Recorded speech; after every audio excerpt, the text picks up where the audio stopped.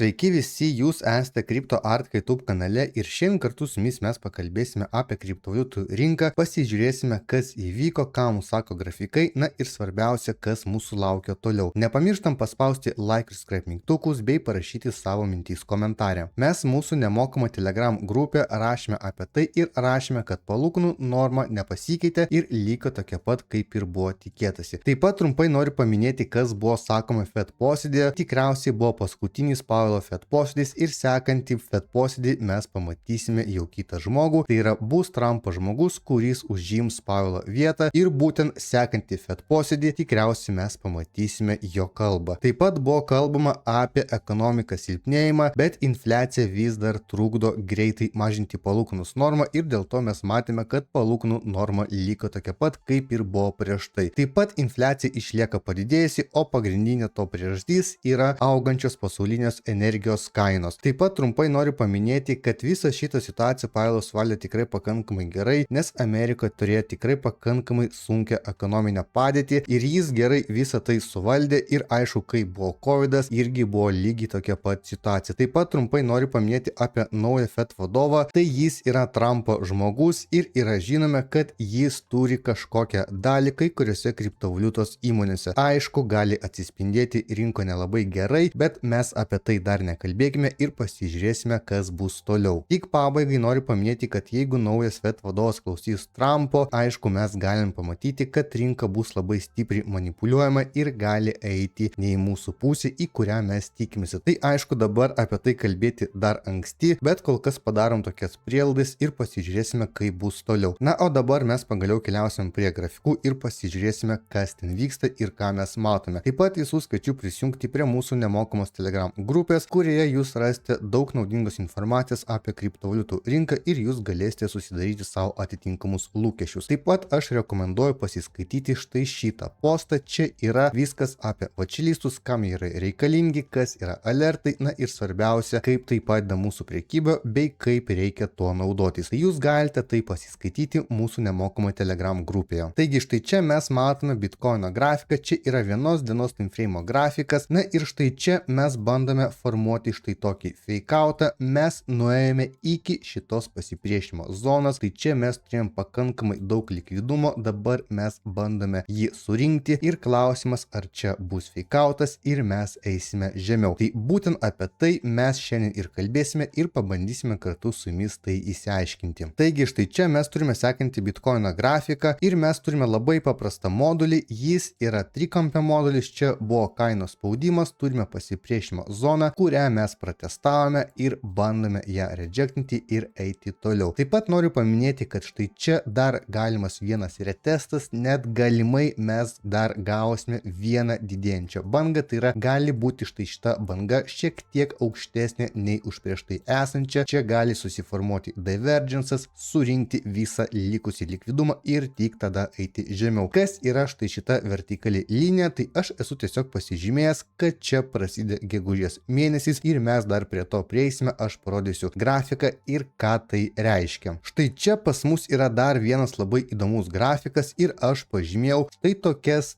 3 pasipriešinimo zonas ir mes matome, kad visi šitie scenarijai yra labai panašus ir jeigu mes nueisime į didesnį grafiką, tai mes pamatysime štai čia mažėjančias bangas ir mažėjantį trendą. Tai ką aš noriu tom pasakyti, kad štai čia mes nuėjome iki pasipriešinimo zonos, nuėjome šiek tiek aukščiau, surinkome likvidumą ir turėjome štai tokią korekciją, kuri sudarė maždaug apie 35%. Toliau mes turime vėl lygiai tokį pat scenarijų, nuėjome šiek tiek aukščiau, nei yra pasipriešinimo zona, jinai yra štai čia, surinkome likvidumą ir galiausiai nuėjome vėl į korekciją ir jinai buvo maždaug apie 38%. Dabar mes turime vėl štai čia pasipriešinimo zoną, štai čia buvo augimas, pratestavome štai šitą zoną, surinkome likvidumą ir jeigu žiūrint štai šitus du scenarius, tai toliau mūsų laukia korekcija. Galimai kol kas lokaliai mes gausime kažkokią konsolidaciją arba, kaip ir minėjau, dar dar galima šiek tiek nueiti aukščiau, apie tai mes irgi pakalbėsime ir pasižiūrėsime, kaip atrodo lokaliai, bet štai šitas scenarius tikrai turi vietą būti ir mes turime turėti jį omenyje ir yra pakankamai didelė tikimybė, kad mes gausime korekciją ir pamatysime tolimesnį kritimą. Štai čia mes turime Bitcoino mėnesinį grafiką, jūs jau esate šitą grafiką matę, bet prieš tai grafike mes matėme štai šitą vertikalią liniją ir dabar trumpai noriu paaiškinti, ką jinai mums duoda suprasti. Aš tai čia pažymėjau, kada buvo mūsų bear marketai ir būtent kai mes turime bear marketą, ateina gegužės mėnesis, ateina atostogų metas, tai yra vasara, pas mus iškart yra žymiai mažiau likvidumo rinko ir mes matome būtent per šį laikotarpį, kai yra bear marketas ir vasaros metu, kad pas mus yra kritimas, kuris sudaro daugiau nei 50%. Jeigu mes žiūrėsime prieš tai du esančius bear marketus ir kaip rinka reagavo į atostogų metą, tai yra į vasaros laikotarpį, tai mes galime tikėtis, kad mes eisime dabar į korekciją ir kaip rodžiau prieš tai esančius grafikus, kad pas mus yra pakankamai didelė tikimybė eiti žemiau, nes kol kas neturime jokių naujienų ir kaip esu minėjęs, mes galime dar suformuoti vieną naują dugną ir tik tada formuoti trendo silpnumą. Kol kas mes turime mažinti trendą, tai būtent štai čia gali būti jo silpnumas ir tik tada mes galime keisti trendą į didėjantį. Prieš tęsiant video toliau noriu priminti dar kartą apie VEX kriptovaliutų biržą ir kas dar neturite čia susikūrę paskyros, tikrai rekomenduoju tą padaryti naudodami mūsų registracijos nuorodą arba įrašykite referral code žodis Artika ir jūs gausite daug įvairiausių bonusų nuo mūsų. Aš pats asmeniškai VEX naudoju jau pakankamai ilgą laiką ir tikrai yra labai patogi kriptovaliutos birža. Na ir svarbiausia, mes galime prekiauti ir dar gauti daug įvairiausių bonusų. Tai aišku, kai jūs užsiregistruosite pagal mūsų duotą nuorodą arba įrašysite referral code žodis Arktika, tai jūs gausite daug įvairiausių bonusų nuo mūsų. Pats pagrindinis bonusas, kurį jūs gausite, lygiai po 24 valandų, kai susikursite paskyrą, jūs gausite VIP2 statusą, kurio dėka jūs mokėsite mažesnius komisinius mokesčius. Taip pat jūs galite gauti $40 visiškai nemokamai, tiesiog atlikdami štai tokius paprastus veiksmus. Na ir jūs jūsų ekranuose matote, kokius jūs bonusus galite gauti nuo mūsų. Taip pat verta paminėti, kad VEX labai dažnai paleidžia naujus eventus, kuriuose jūs galite dalyvauti ir tiesiog kuo daugiau prekiauti, tuo daugiau bonusų ir gaunate. Visas nuorodas jūs rasite šio video aprašyme ir jeigu kils kažkokių klausimų, tai drąsiai galite rašyti mūsų administratoriui, kurio nuorodą rasite taip pat šio video aprašyme. Taigi štai čia mes turime sekantį Bitcoino grafiką ir noriu jį labai trumpai paminėti. Aš esu sakęs, kad štai čia mes turime du levelius, čia yra pasipriešinimo leveliai, tai sudaro zoną, kur pas mus yra pakankamai daug likvidumo ir štai čia yra pakankamai stipri pasipriešinimo zona, nuo kurios aš sakiau, kad labai yra didelė tikimybė gauti bent jau pirminę reakciją, tai rejectą, kol kas mes tą ir matome. Na ir štai čia pas mus yra Bitcoino lokalus grafikas, na ir trumpai noriu paminėti, ką mes čia matome, tai prieš tai mes turėjome štai tokį mažėjantį kanalą, tada mes jį pramušime, pakeitėme trendą ir lokaliai turėjome štai tokį kylantį kanalą. Kitaip sakant, čia yra modulis, kuris vadinasi Rising Wedges ir aišku, jo yra didesnė tikimybė, kad mes jį pramušime į apačią ir pakeisime trendą bei eisime žemiau. Štai šitas pasipriešinimo levelis, kaip ir sakiau, yra pakankamai stiprus ir mes galime bandyti imti short poziciją būtent nuo šito levelio. Tai mes turime dvi galimybės pasimti štai čia short pozicijas. Pulsas tikrai buvo pakankamai mažas ir kol kas turime pakankamai gerą reakciją. Tai yra kol kas mes rejectinam būtent štai šitą levelį, kuris yra netoli 80 000 ribos. Ką mes dabar matome grafike, kad mes pramušime Rising Wedge modulį ir mūsų tikslas yra maždaug štai čia arba prieš tai esančio kanalo apatinė riba ties $66 000. Jeigu jūs atkreipsite dėmesį, aš esu nubraižęs štai čia tokį mūsų lokalų mažėjantį kanalą ir aišku, tai sudaro mūsų modulį, kuris vadinasi Falling Wedges. Štai toks modulis buvo pas mus ir prieš tai. Lokaliai mes galime šitą modulį pramušti, nes šitas modulis yra labiau bullish ir čia aišku yra lokalus modulis, tai reiškia, kad mes galime nueiti šiek tiek aukščiau nei buvo prieš tai esančios bangos, surinkti likvidumą, štai čia bus kažkoks divergence'as ir tik tada jau pereiti prie korekcijos ir eiti link $66 000. Taip pat noriu paminėti šiek tiek apie gapus. Tai gapai pas mus niekur nedingo. Mes turime štai šitą didelį gapą, kurio yra viršutinė riba maždaug ties 84,5 tūkstančių dolerių ir taip pat mes turime du mažus gapus ir jeigu mes pasižiūrėsime, kad turime štai šitą modulį ir jo tikslas sutampa su mūsų žemiau esančių gapų, kai mes gausime pilnavertį pramušimą būtent šio modulio Rising Wedge, tai reiškia mūsų tikslas bus mažiausiai iki 60 tūkstančių dolerių. Na ir dar galime atkreipti į sekantį Bitcoin dienos grafiką. Štai čia yra mūsų levelis, apie kurį mes kalbėjome, jis puikiai suveikė ir matome, kad kaina nuėjo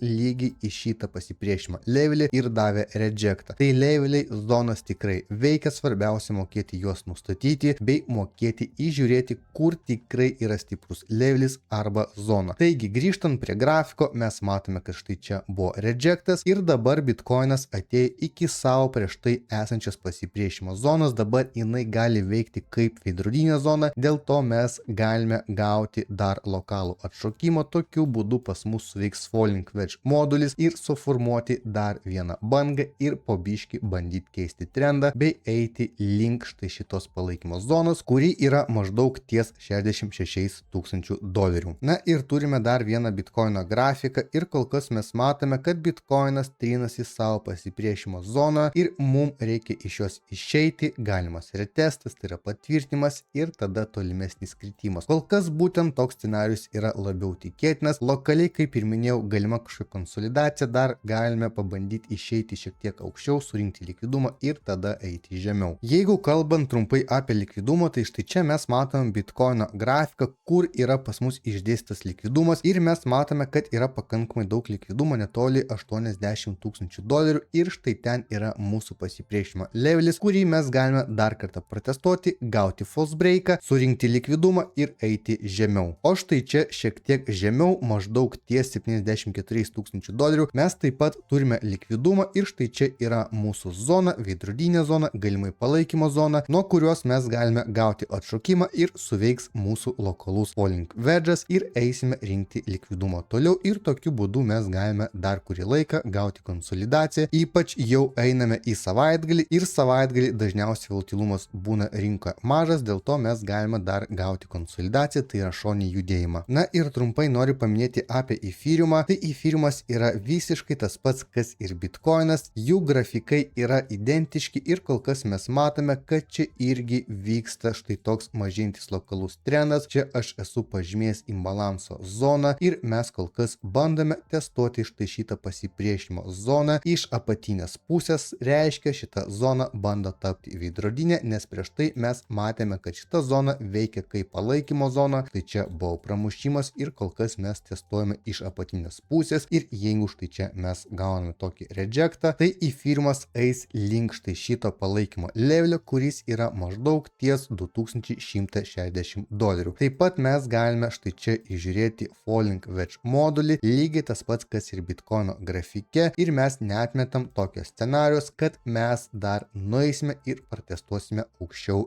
esančius pasipriešinimus ir tik tada eisime žemiau. Kol kas mes matome, kad štai čia bandome testuoti štai šitą zoną, ją patvirtinti ir keliauti žemiau. Tiek apie Ethereumą, nes čia nėra ką daug kalbėti, nenoriu jūs užlaikyti ir čia yra visiškai tas pats, kas ir Bitcoino grafike ir Ethereum'as juda paskui Bitcoiną, kaip ir pagrinde visi altcoinai. Tikiuosi video buvo naudingas, nepamirštam paspausti like ir subscribe mygtukus bei aišku parašyti savo mintys komentarę. Taip pat kviečiu visus prisijungti prie mūsų nemokamos Telegram grupės, kurioje jūs rasite daug naudingos informacijos apie kriptovaliutų rinką. Tai visas nuorodas jūs rasite šio video aprašyme ir iki greito.